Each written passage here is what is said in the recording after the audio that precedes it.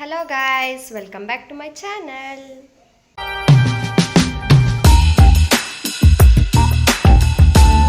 Hello ಎಲ್ರಿಗೂ ನಮಸ್ಕಾರ.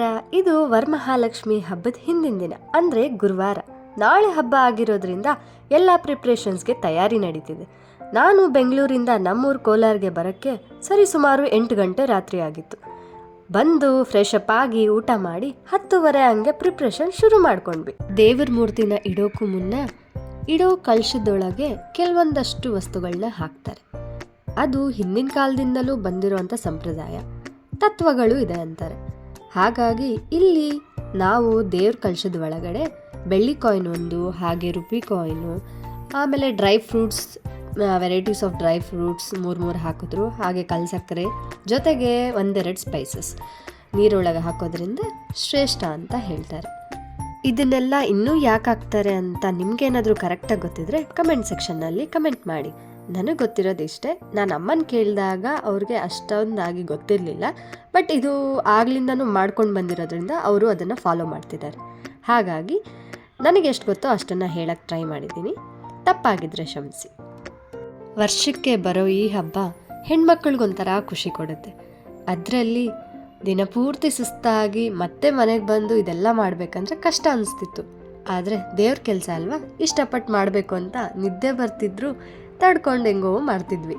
ಈ ಎಲ್ಲ ವಸ್ತುಗಳು ಹಾಕಾದ್ಮೇಲೆ ಸ್ವಲ್ಪ ಅರಿಶಿನ ಹಾಗೆ ಸ್ವಲ್ಪ ಕುಂಕುಮನ ಹಾಕಿ ನೀರು ಹಾಕಿದ್ರೆ ಕಂಪ್ಲೀಟ್ ಆಯಿತು.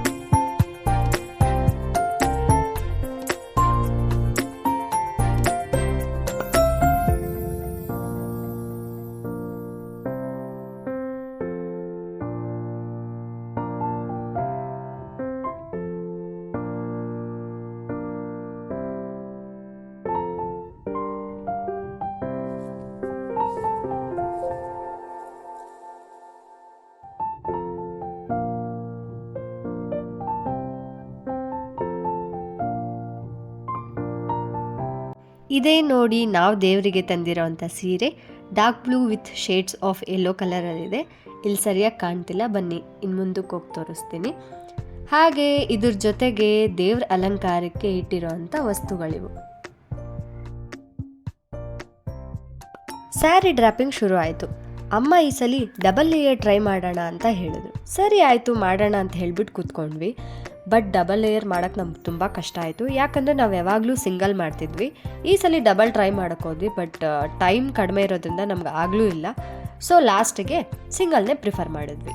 ಅಮ್ಮ ಅಕ್ಕ ಸೇರಿಕೊಂಡು ಡಬಲ್ ಟ್ರೈ ಮಾಡ್ತಿರ್ಬೇಕಾದ್ರೆ ನಾನೇನು ಮಾಡಿದೆ ಗೊತ್ತಾ, ಕಳಶಕ್ಕೆ ಈ ರೀತಿ ಯಾವುದೋ ಸುತ್ತಿದ್ರು ವಿಡಿಯೋ ನೋಡಿದ್ದೆ. ಸೊ ಟ್ರೈ ಮಾಡೋಣ ಅಂತ ಹೇಳ್ಬಿಟ್ಟು ನಾನು ಸುತ್ತಿದ್ನ, ಬಟ್ ಲಾಸ್ಟಿಗೆ ಅದನ್ನು ಬಿಡಿಸ್ಬಿಟ್ರು. ಸರಿ ಅವರಿಬ್ಬರು ಅದು ಮಾಡ್ತಿರ್ಲಿ ಅಂತ ಹೇಳಿಬಿಟ್ಟು ನಾನಿಲ್ಲಿ ದೇವ್ರ ಮೂರ್ತಿಗೆ ಅಲಂಕಾರ ಮಾಡೋಣ ಅಂತ ಬಂದೆ. ಅಮ್ಮ ಈ ಸಲ ಏನೇನೋ ತಂದಿತ್ತು. ಸೊ ಮೂಗ್ಬೊಟ್ಟು ಹಾಗೆ ಅದಕ್ಕೆ ಹಣೆಬೊಟ್ಟು, ಅದ್ರ ಜೊತೆಗೆ ಗಮ್ಮು ಕೊಟ್ಟಿದ್ರು ಅವರು. ಸೊ ಇದನ್ನು ಕೂತ್ಕೊಂಡು ನಾನು ಅಂಟಿಸ್ತಿದ್ದೆ.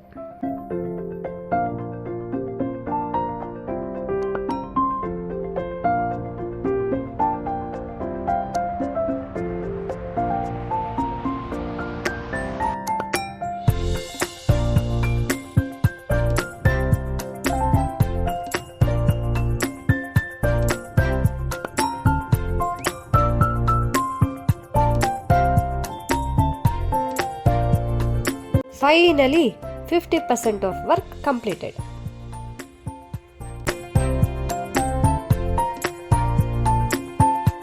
ಗೈಸ್, ಎಲ್ರಿಗೂ ಹ್ಯಾಪಿ ವರಮಹಾಲಕ್ಷ್ಮಿ ಫೆಸ್ಟಿವಲ್. ಇವತ್ತು ನಾನು ಮನೆಗೆ ಬಂದಿದ್ದೀನಿ, ಹಬ್ಬ ಅಲ್ವಾ, ಅದಕ್ಕೆ ಫಸ್ಟು ನಿಮಗೆ ಎಲ್ಲಿಂದ ಸ್ಟಾರ್ಟ್ ಮಾಡಲಿ, ರಂಗೋಲಿಯಿಂದ ಸ್ಟಾರ್ಟ್ ಮಾಡ್ತೀನಿ. ಇದು ಹಾಕಿರೋದು ನಮ್ಮ ಅಕ್ಕ. ಓಕೆ, ತೋರಿಸ್ತೀನಿ. ಇದು ನಮ್ಮನೆ ರಂಗೋಲಿ.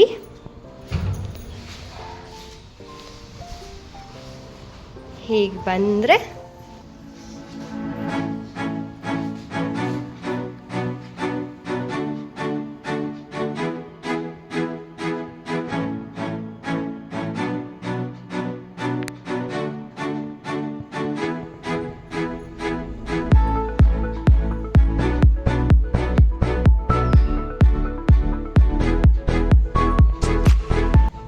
ದೇವ್ರ ಮನೆ. ಬೆಳಗ್ಗೆಲ್ಲ ಪೂಜೆ ಆಗಿದೆ. ಇದು ಮಧ್ಯಾಹ್ನ ನಾನು ಶೂಟ್ ಮಾಡ್ತಾ ಇರೋದು. ಇನ್ನು ಒಬ್ಬಟ್ಟು ರೆಡಿ. ಒಬ್ಬಟ್ಟಿಗೆ ಇಲ್ಲಿ ರಸಮ್, ಇಲ್ಲಿ ವಡೆ, ಇದು ಒಬ್ಬಟ್ಟಿಗೆ ಪಾನಕ, ಇದು ತುಪ್ಪ.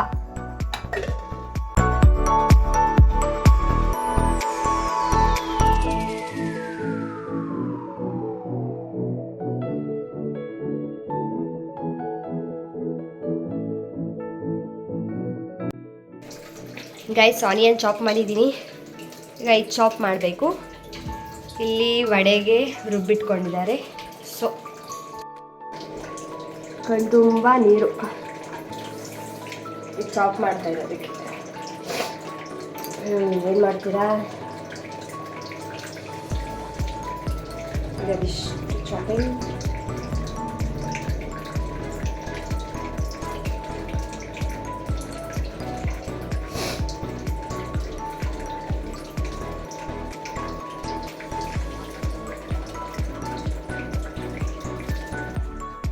ಎಸ್, ವಡೆಗೆ ರುಬ್ಬಿಟ್ಕೊಂಡಿದ್ದಾರೆ. ಇವಾಗ ಚಾಪ್ ಮಾಡಿರೋಂಥ ಆನಿಯನ್ಸ್,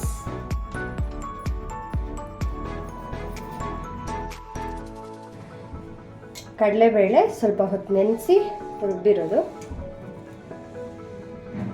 ಅದ್ರ ಜೊತೆಗೆ ಕಟ್ ಮಾಡಿರೋವಂಥ ಕೊತ್ತಂಬರಿ ಮತ್ತು ಪುದೀನ ಜಾಸ್ತಿ ಹಾಕೊಳ್ಳಿ, ಟೇಸ್ಟ್ ಚೆನ್ನಾಗಿರುತ್ತೆ. ವಡೆಗೆ ಮೇನ್ ಅದೇ ಅಲ್ವಾ, ಅದಕ್ಕೆ. ಎಸ್ ಮುಗಿತು. ಈಗ ಮಿಕ್ಸಿಂಗ್ ಟೈಮ್.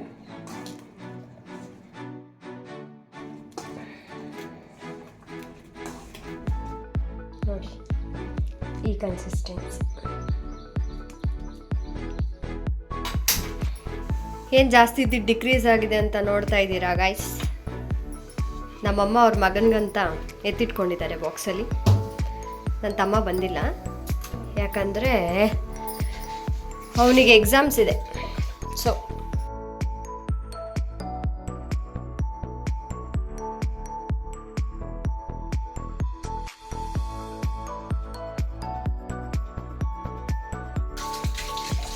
ಎಣ್ಣೆ ಕಾದ್ಮೇಲೆ vada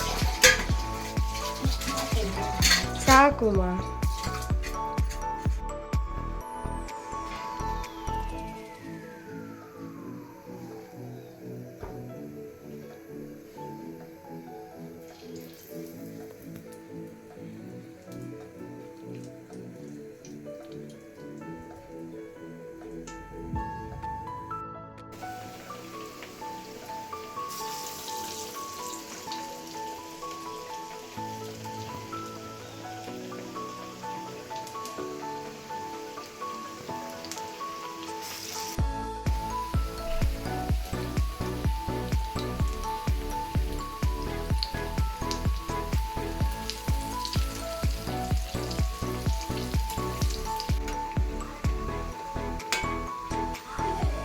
If you like this video, please do like, share, comment and subscribe to my channel. Thank you.